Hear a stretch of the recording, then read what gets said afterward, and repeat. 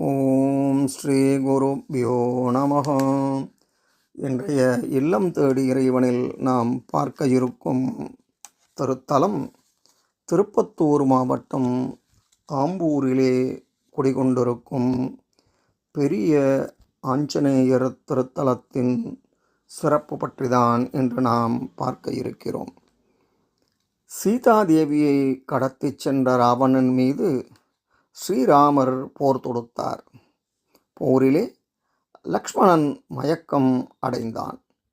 இதை சரி செய்ய அரிய வகை மூலிகைகள் விளையும் சஞ்சீவி மலையை பெயர்த்தெடுத்தார் ஆஞ்சநேயர். இதை அறிந்த குலகுருவான சுக்கராச்சாரியார் அனுமனை மீண்டும் இலங்கைக்கு வர முடியாதபடி அவனை தடுத்து நிறுத்தும்படி ராவணனிடம் கூறினார்.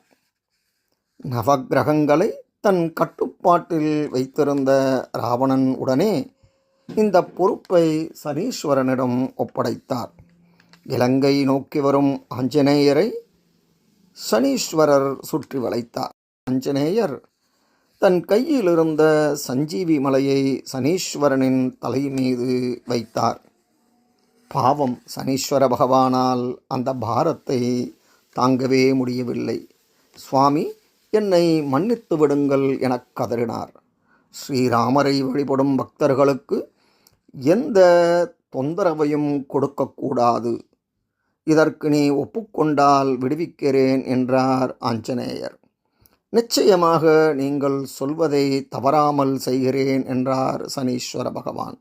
பின் விரைவாக சென்று லக்ஷ்மணரை காப்பாற்றினார் ஆஞ்சநேயர். இப்படி சனீஸ்வரனை தன் திருவடியால் மிதித்து ஆணவத்தை அடித்த புண்ணிய தலம்தான் ஆம்பூரில் குடிகொண்டிருக்கும் பெரிய ஆஞ்சநேயர் திருத்தலம். ஆஞ்சநேயர் 11 அடி உயர ஆஞ்சநேயராக காணப்படுகிறார். இவர் சனீஸ்வரனை காலால் மிதித்த கோலத்திலேயே காட்சி தருகிறார். ஆஞ்சநேயருக்கு வெற்றிலை மாலை, வெண்ணெய் சாற்றினால் சனிதோஷம் நீங்கும். 7.5 சனி, அஷ்டமச்சனி, ஜென்மச்சனியால் கஷ்டப்படுகின்றவர்களின் துன்பங்கள் யாவும் இந்த அனுமனை வழிபட்டால் நீங்கும். சமயம் கிடைக்கும்போது இந்த கோயிலுக்கு சென்று அனுமனை வணங்கி எல்லா வளமும் நலமும் பெற்று வாருங்கள். நன்றி, வணக்கம்.